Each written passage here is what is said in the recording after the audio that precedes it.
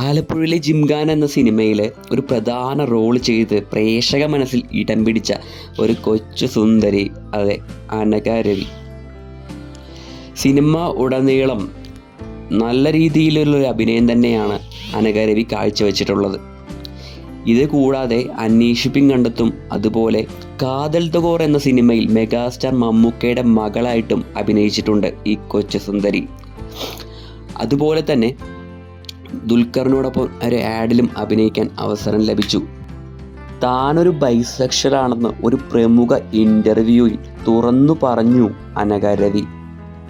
തൻ്റെ കുടുംബം തന്നോടൊപ്പം തന്നെ സപ്പോർട്ട് ചെയ്യുന്നുണ്ടെന്നും അതുപോലെ തന്നെ ഇത് തുറന്നു പറയാൻ തനിക്കൊരു പേടിയുമില്ലെന്നും അനഘ രവി തുറന്നു പറഞ്ഞു.